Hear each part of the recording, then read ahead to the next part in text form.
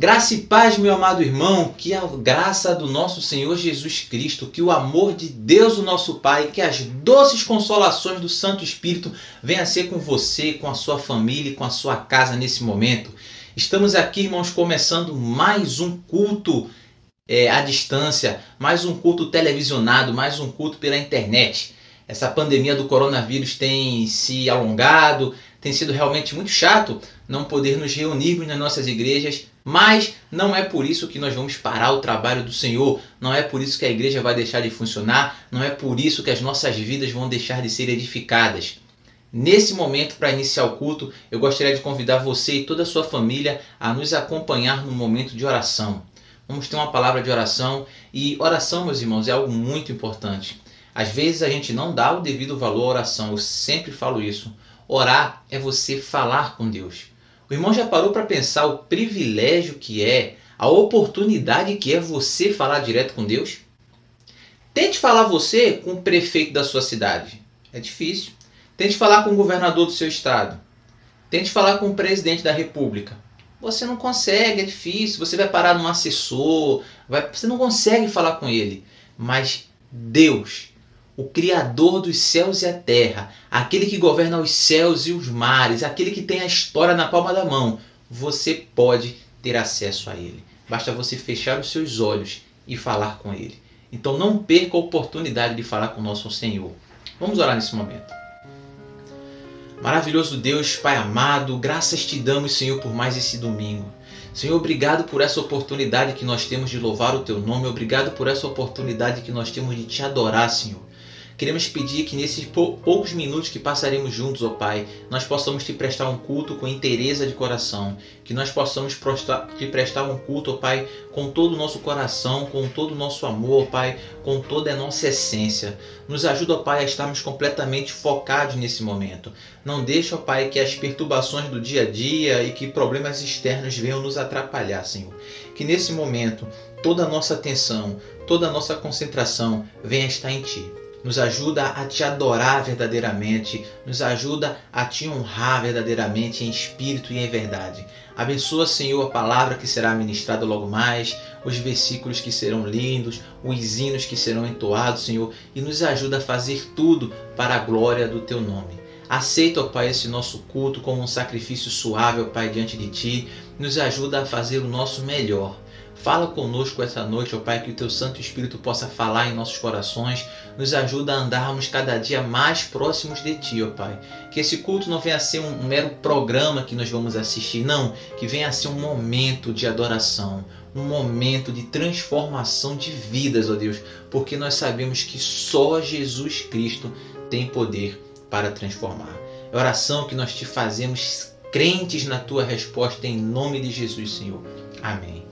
Meus amados, nós sempre dizemos e voltamos a repetir, só Jesus Cristo tem poder para transformar as nossas vidas. Deus nos amou de uma maneira tão grande que Ele deu Jesus para morrer e para ressuscitar pelos nossos pecados. Jesus morreu por ti, meu querido, e nós precisamos louvar a Deus por isso. Nós precisamos ser gratos ao Senhor. A palavra de Deus fala, Jesus diz, eu sou o caminho, a verdade e a vida. Ninguém vem ao Pai senão por mim. Isso é um motivo de alegria, meus irmãos. Isso é um motivo de regozijar. A gente não pode fazer por menos o sacrifício de Cristo. Abra sua Bíblia no Evangelho de João. Nós vamos ler alguns poucos versículos juntos. Evangelho de João, capítulo 14, diz assim a palavra do Senhor.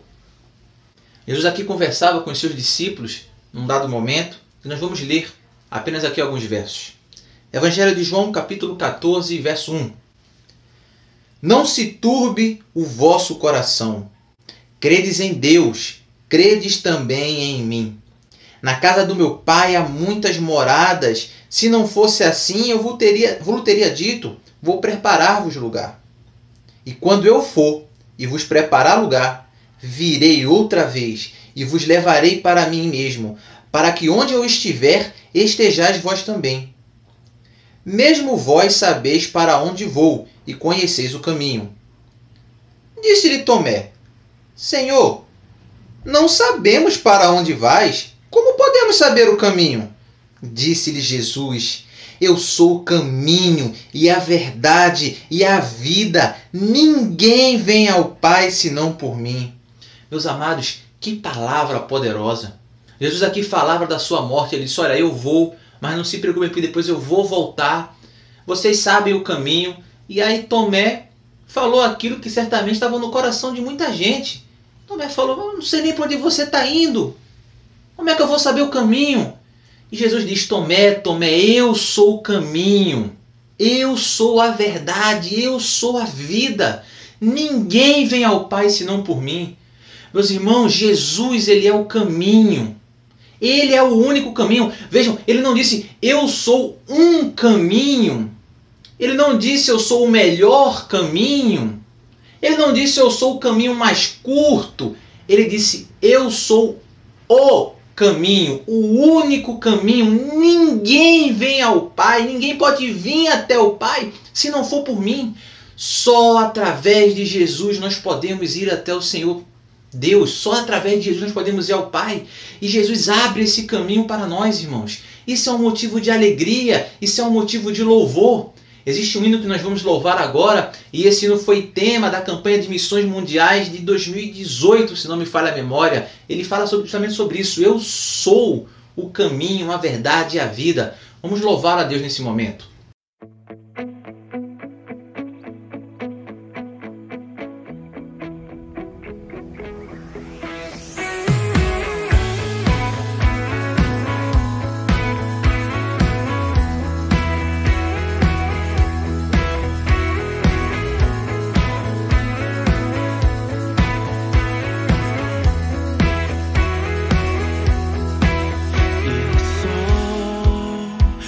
Filho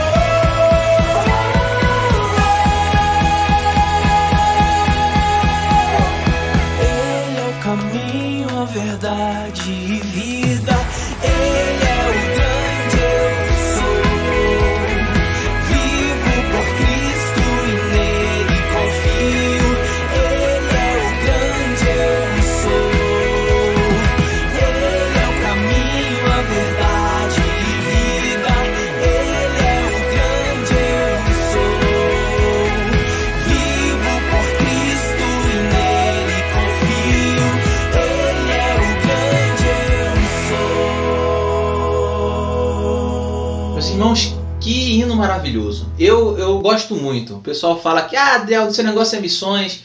Mas eu gosto muito desses hinos da campanha de missões. E a verdade é que o negócio da igreja é missões. A igreja está aqui para fazer missões, para pregar o evangelho, para falar da palavra de Deus.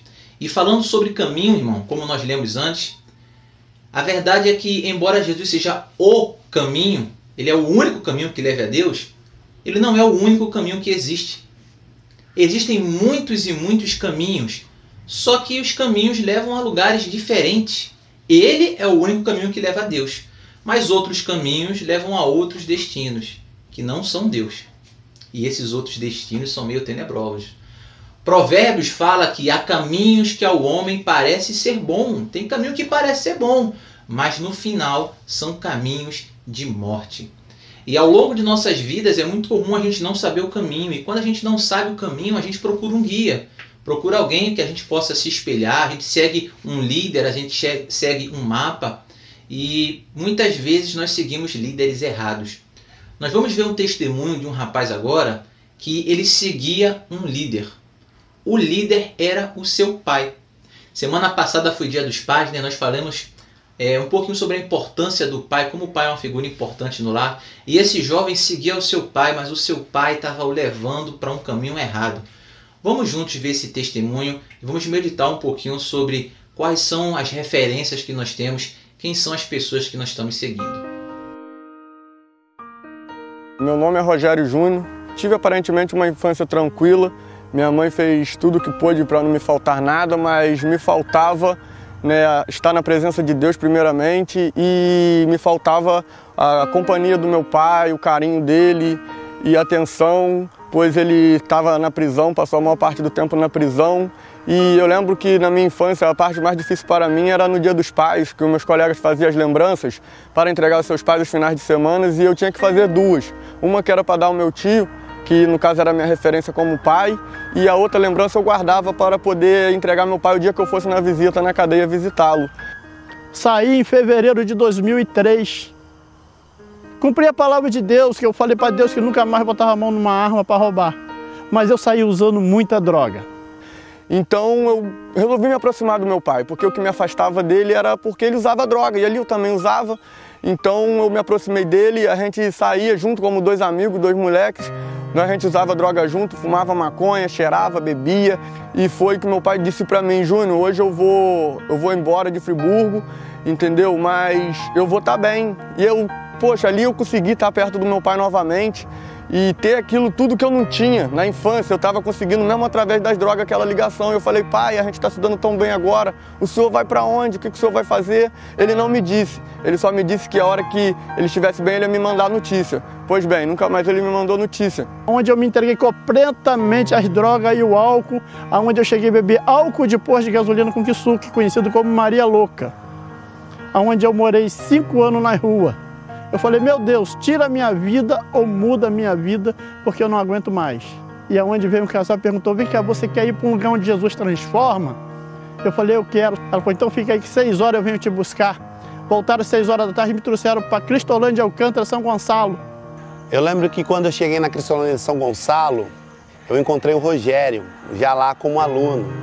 E ali eu vi o crescimento espiritual dele. Ele foi voltando esse vínculo com a sua família e principalmente com o seu filho. E foi então que numa dessas vezes eu cheguei de madrugada drogado em casa e estava no final da onda da droga.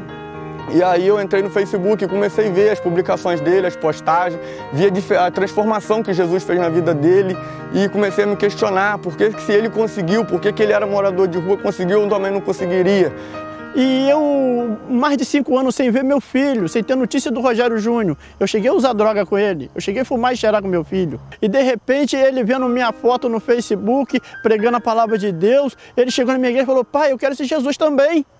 E a partir de então, o seu filho, ao ver a sua transformação, o cuidado que Deus estava tendo com o seu pai, ele também pôde aceitar o tratamento e também a ser transformado pela graça de Deus.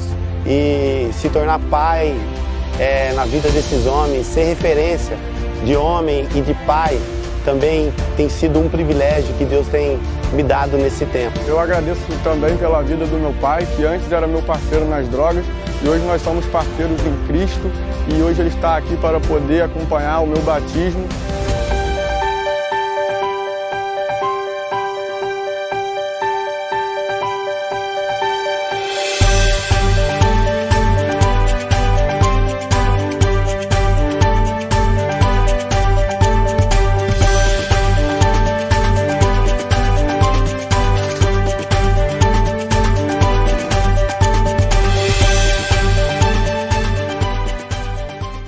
Meus amados, que exemplo, que história de vida. Um jovem que tomava droga com seu pai. O seu pai, que na verdade foi uma âncora que arrastava ele para o fundo. Depois o próprio pai se torna um símbolo ao apontar para ele o caminho de Cristo. E você, e agora eu não falo para os pais nem para as mães, mas eu falo para todo mundo. Tenha certeza que muitas pessoas olham para a sua vida. No seu trabalho, na sua escola, na sua faculdade, na sua vizinhança, muitas pessoas olham para você e talvez você não saiba, mas muitas pessoas se espelham em você. A grande pergunta é em quem você tem se espelhado? Qual o caminho que você tem buscado seguir? O mundo possui muitos e muitos e muitos caminhos. Mas irmão, meu amigo, só Jesus Cristo é o caminho. Só em Jesus há transformação de vida. Ele disse, eu sou o caminho. Eu sou a verdade. Ele disse, eu sou a vida. Você só vai encontrar a verdade, você só vai encontrar vida, você só vai encontrar o verdadeiro caminho em Jesus Cristo. Vamos agora entoar um outro hino que fala exatamente isso. Também foi um hino de uma campanha de missões, mas de uma campanha de missões nacionais que fala justamente isso. Só em Jesus há transformação e vida.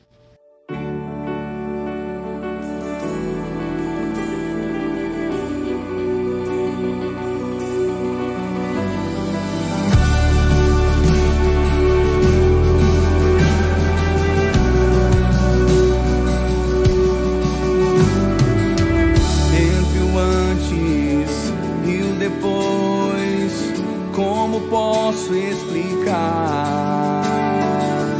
O amor transformou este mundo sem cor, e aquilo que era impossível por detrás de uma história de dor se tornou esperança e sorriso. Foi além do que o mundo espera.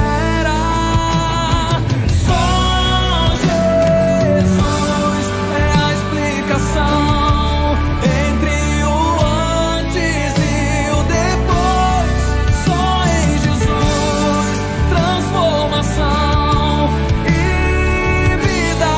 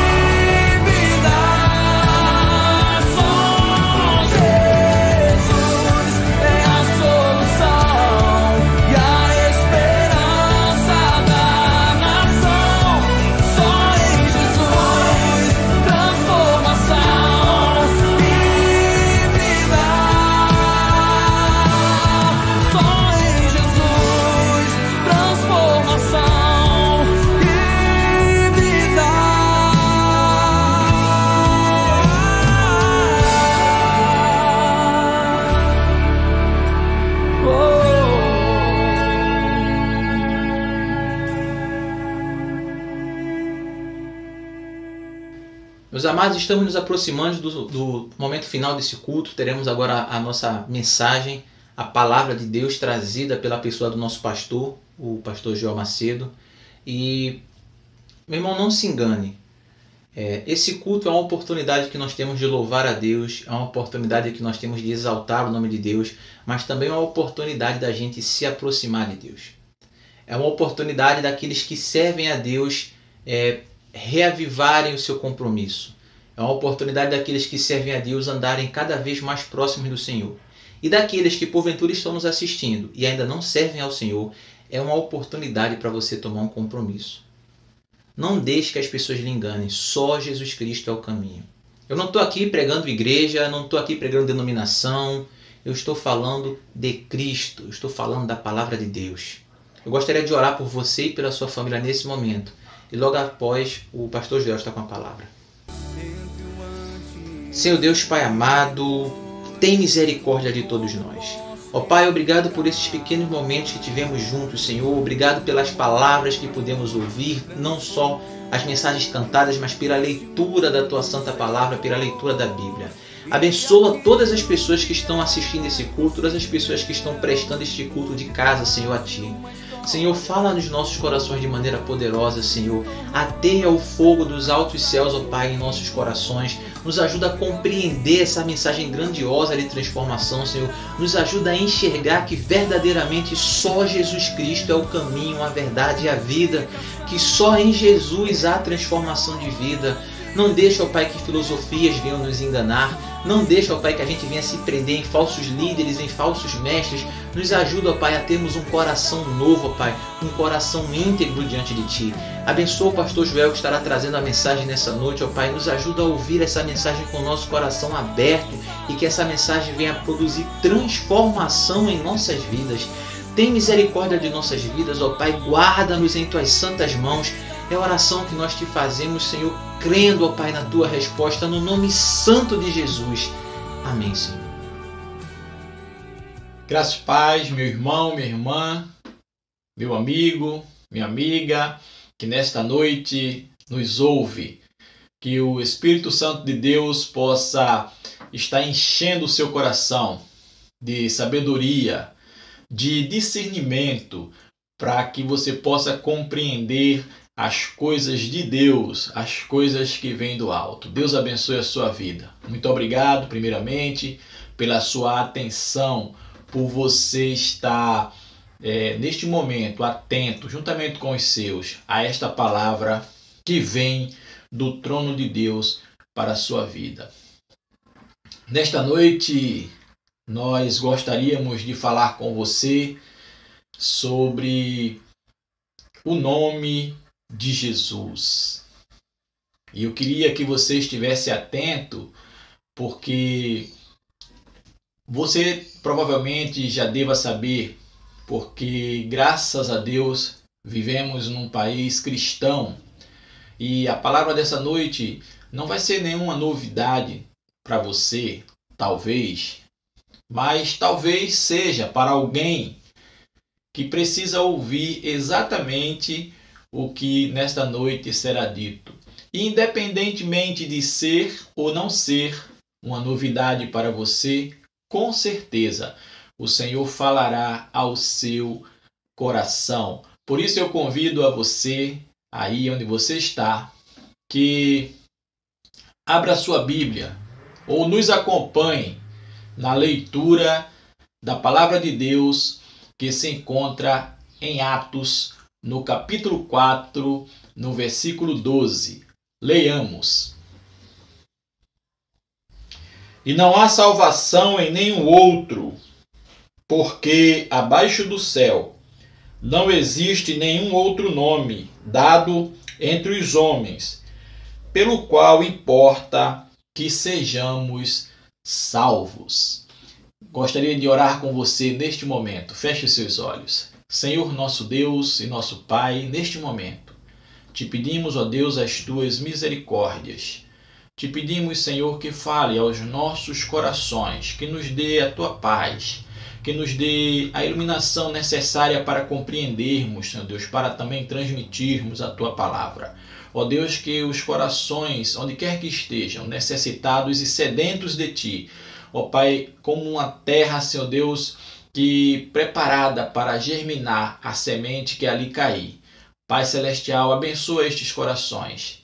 Deus bendito, toca-lhe segundo a Tua vontade. É a oração que nós te fazemos, te pedindo em nome de Jesus. Amém.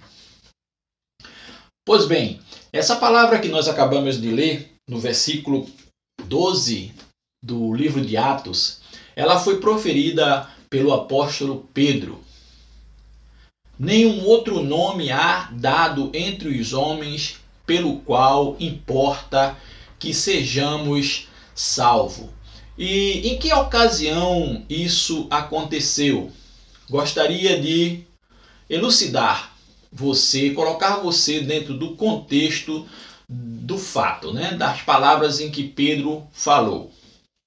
O que estava acontecendo?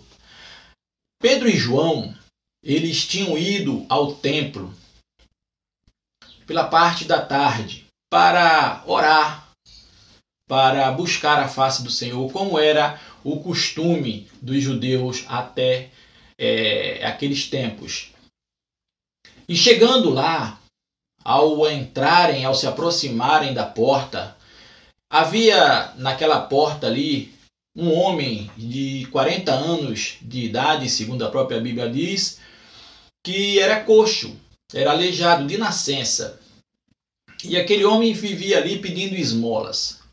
E quando Pedro e João aproximaram-se da entrada do templo, aquele homem pediu esmolas para eles.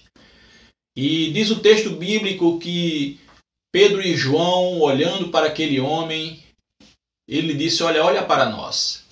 E aí Pedro falou para ele, olha, eu não tenho prata nem ouro, mas o que eu tenho, isto te dou. Em nome de Jesus, levanta e anda. E a palavra de Deus diz que aquele homem ficou curado instantaneamente, ficou de pé e começou a andar, e começou a glorificar a Deus. E entrou com Pedro e João no templo, juntos dois, glorificando.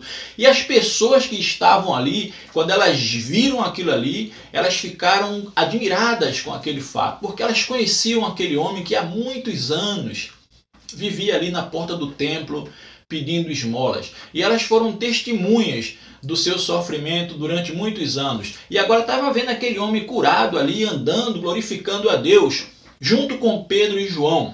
E algumas pessoas testemunharam aquele fato. E começaram a afluir e a cercar a Pedro e a João, como que sendo eles que tinham feito isso. Então Pedro toma a palavra e explica para aquelas pessoas que não foram eles que fizeram aquilo, que não foram eles pelos seus próprios méritos, pela sua capacidade, pela sua santidade, mas que aquele homem havia sido curado pelo poder de Deus, em nome de Jesus. Aquele homem havia sido curado em nome de Jesus. E aproveitando essa oportunidade, Pedro começa a falar para aquelas pessoas que quem era aquele Jesus. E eles começam a evangelizar aquelas pessoas, lembrando a elas que Jesus era aquele homem que havia sido crucificado, que eles haviam entregue às autoridades, que tinham sido mortos. E ele começa a explicar que Jesus era aquele profeta que Moisés havia dito que se levantaria no meio do povo e que todos deveriam ouvi-lo, e aqueles que não lhe dessem ouvido certamente pereceriam. E neste momento, o sumo sacerdote, com todos os outros demais sacerdotes, saíram do templo e viram aquela multidão aglomerada em volta daqueles dois homens. Na verdade, dos três, né? Porque era Pedro, João e agora o ex-aleijado que estava do lado deles dois. E quando eles viram aquilo, eles, movidos de ressentimento, porque Pedro e João eram homens que não eram doutos, não eram letrados, não eram homens estudados, e aqueles homens falavam com muita autoridade, pregavam acerca de Jesus e falavam de ressurreição, né, da pessoa morrer e Deus depois ressuscitar a pessoa em nome de Jesus no último dia. Ele estava pregando o evangelho, e aqueles homens, movidos por esse ressentimento, pegaram Pedro e pegaram João e prenderam no calabouço. E Pedro e João passaram a noite presos. E no dia seguinte, eles foram chamados para prestar esclarecimento junto à autoridade máxima religiosa daquela nação, que era o sumo sacerdote. E eles proibiram que eles falassem no nome de Jesus. E eles queriam castigá-los, mas não podia, porque viu que a multidão estava do lado de Pedro e de João. E eles ficaram com medo, mas recomendaram a eles que não fizessem isso, que não pregassem em nome de Jesus. E Pedro também diz assim, olha, não importa, é mais importante, pediu para que eles analisassem se eles deveriam dar ouvido a eles, que eram homens, ou se deveriam dar ouvido à voz de Deus que mandava que eles fizessem isso. E aí, nesse momento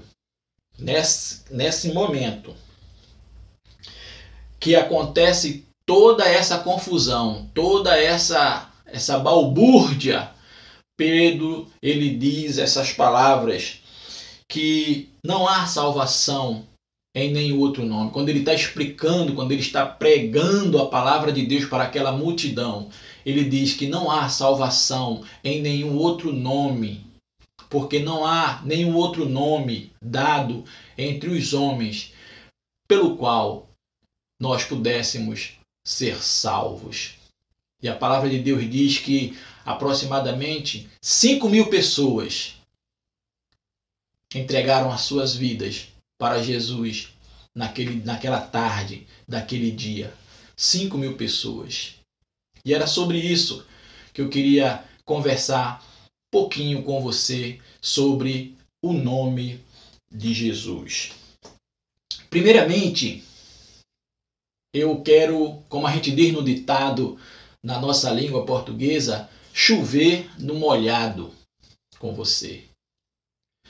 Mas, às vezes, na nossa língua, né, no nosso ditado popular, chover no molhado significa fazer algo que não é mais necessário, que não vai surtir nenhum efeito, porque afinal de contas o chão já está molhado e a chuva não vai trazer nenhum efeito. Esse é o significado do ditado chover no molhado. E quando eu digo chover no molhado nesta noite, não é neste sentido, mas é molhar aquilo que eu sei que já está molhado. Ou seja, repetir aquilo que várias vezes já foi repetido. Dizer aquilo novamente para que você ouça aquilo que você já ouviu de outras vezes. E se você tem que ouvir isto novamente, você vai precisar ouvir. Às vezes nós reclamamos da comida que nós comemos, mas todo dia nós comemos a comida. Todo dia você come seu feijãozinho e você come o seu arrozinho. Espero que coma, né? Não sei, mas muita gente come essas comidas, né? O feijão e o arroz é uma comida comum no nosso país aqui, pelo menos no Brasil. Mas todo dia você come pão. Espero também que você coma pão todo dia. Infelizmente, no nosso país existem pessoas que não podem comer pão todo dia. Mas se você faz essas coisas todo dia e não se cansa, a palavra de Deus, que é o pão mais precioso que nós podemos ter, também não pode lhe cansar, não é verdade? Então a primeira coisa que eu quero dizer para você é que só em Jesus há salvação. Olha que coisa simples. Olha que novidade tão badalada, tão falada, coisa que você já sabia. Só em Jesus há salvação. Preste atenção, vou repetir para você as palavras do apóstolo Pedro. E não há salvação em nenhum outro. Não há salvação em nenhum outro. Eu não sei qual é a sua fé, não sei qual a sua crença, não sei no que você acredita ou deixa de acreditar. Mas salvação só em Jesus. Não existe nenhum outro. E esse nenhum outro pode ser também pessoas ou até mesmo filosofias. Não existe salvação em nenhuma filosofia, em nenhum procedimento, em nenhuma forma de viver, em nenhum conceito, em nenhuma ciência. Nada pode salvar você, nada pode te dar a vida eterna. Sim, meu querido, minha querida, nós precisamos de salvação. A palavra de Deus diz que nós pecamos, e porque nós pecamos, estamos afastados de Deus. E o salário do pecado é a morte física e a morte eterna, para todo sempre, no caso da morte eterna.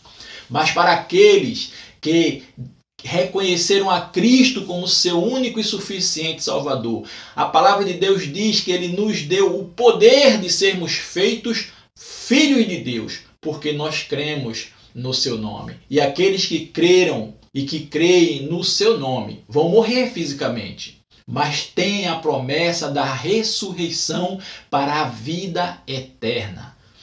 A ressurreição para a vida eterna, e essa é a nossa esperança.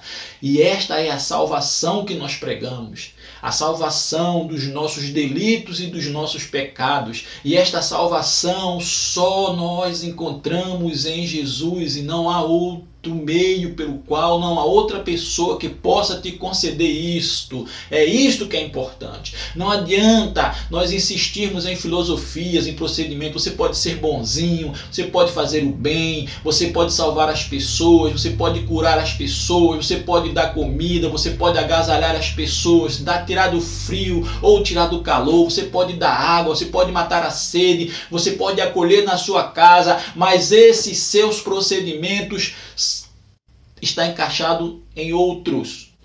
Então isso não salva ninguém. É necessário que você reconheça que Cristo é o Messias, que Ele é o Filho de Deus, e que Ele é quem salva, e que Ele veio, e que Ele morreu na cruz por você, e que ao terceiro dia Ele ressuscitou. Isto é importante. Não há salvação em nenhum outro nome. Também eu queria compartilhar com você que não há outra pessoa que nos possa salvar. Não há, primeiramente eu falei que não havia salvação em nenhum outro. E agora eu quero dizer para você que não há outra pessoa que nos possa salvar. Olha o que Pedro continuou dizendo: porque abaixo do céu não existe nenhum outro nome dado entre os homens. Quando fala de homem aqui, está falando na humanidade. Não há outro nome dado entre os homens pelo qual importa que sejamos salvos. Você sabe, existem muitas pessoas na história da humanidade, pessoas importantíssimas, pessoas que viveram uma vida digna, uma vida honrada, pessoas que dedicaram a sua vida a fazer o bem, a pregar a paz. Mas essas pessoas também não salvam. Não há poder nelas para salvar. Nenhuma delas, nem profetas, sábios, pregadores do evangelho, pregadores da paz, nenhum deles pode salvar a mim e a você. Não existe outro nome. Não há ninguém que possa te salvar. Só Jesus. Então não adianta ao homem seguir outro homem falível, outro homem, porque esse outro homem também necessita da salvação, ou necessitou de ser salvo por Jesus. Se foi ou se não foi, não nos compete julgar, mas nós não podemos nos agarrar a eles. Outra coisa também que é importante que você saiba: se você não reconhecer a Cristo como Senhor e Salvador da sua vida, como Filho de Deus, se você não o receber no seu coração na última hora, não adianta você se agarrar a nenhuma dessas pessoas, pedindo para elas que interceda por você, porque isso não é possível. A palavra de Deus diz que não é dessa forma que o homem alcança a salvação. Você precisa de Jesus. Jesus é o único nome que foi dado e que viveu entre os homens. E é nesse nome que nós encontramos a salvação. Você precisa arrepender-se dos seus pecados.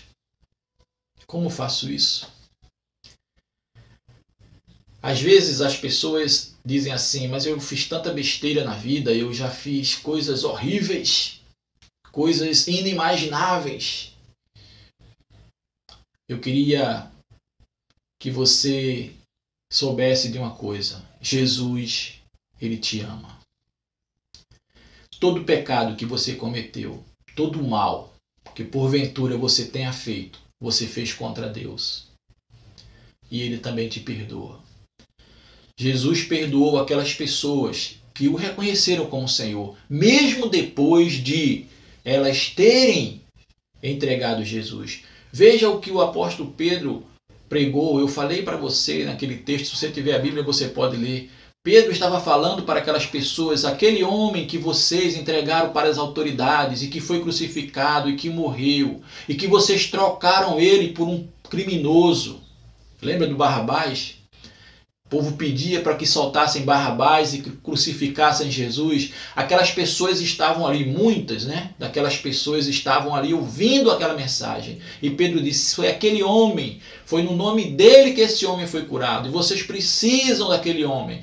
E aquele homem é o profeta que foi prometido. E aquelas pessoas se converteram. Elas se arrependeram daquele seu pecado.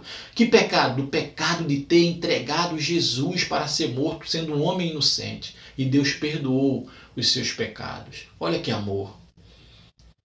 Você perdoaria alguém que teria matado o seu filho? Deus perdoou. E não importa o que você tenha feito na sua vida, Jesus te perdoa. Creia tão somente, confesse o seu pecado a Ele. Peça a Ele que transforme a sua vida. Olha o que está escrito aqui, ó. Jesus transforma. Só Jesus transforma. Só há um nome que pode fazer essas maravilhas na sua vida. Não há outra coisa. Não há filosofia. Não há ideias. Nada que você conheça. Não há religião que possa salvar. Não importa qual seja a sua religião, sua filosofia de vida, os seus princípios religiosos, não importa. Igreja não salva. Religião não salva.